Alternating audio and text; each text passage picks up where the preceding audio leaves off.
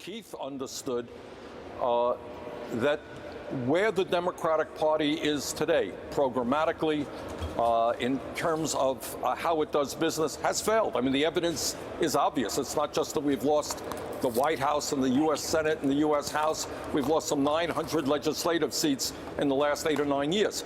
So clearly the Democratic Party needs a top-down overhaul. And that top-down overhaul means that instead of becoming dependent and being dependent on big money interest for campaign contributions, it has got to become a grassroots party. It has got to start speaking and acting and fighting for working people, for young people, people who want to transform this country. And by the way, I believe, and one of the reasons we were successful in defeating this disastrous Republican health care plan is that people at the grassroots are beginning to wake up and are prepared to fight back. Perez has got to capitalize that, and that's the kind of party I think the Democrats have to create. It's about to get all stupid up in here! And with me is that former DNC chair, Congresswoman Debbie Wasserman Shultz, Democrat from Florida. And first, I'd like to get your reaction, Congresswoman, to Senator Bernie Sanders, what he said earlier today. You know, respectfully to Senator Sanders, we are already a grassroots party. Hello, dum-dum. You've just crossed over into the Twilight Zone. Unpledged delegates exist really to make sure that party leaders and elected officials don't have to be in a position where they are running against grassroots activists.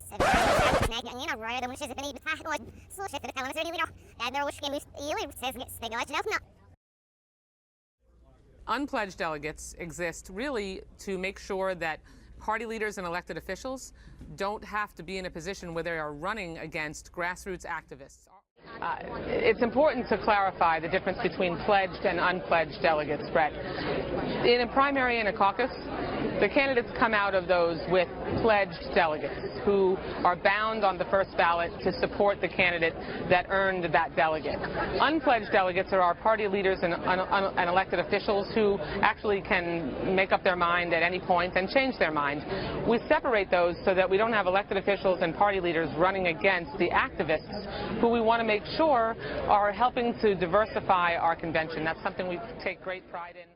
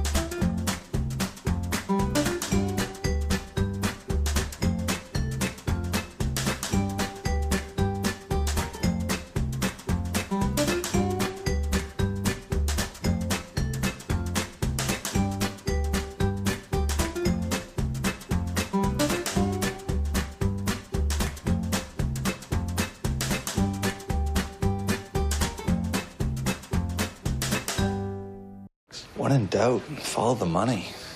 Follow the money all the way to the top. Should the DNC continue to raise money from Wall Street interests? We should raise money from everybody who we can raise money from. We are already a grassroots party. Sorry, Debbie forgot to take her meds today.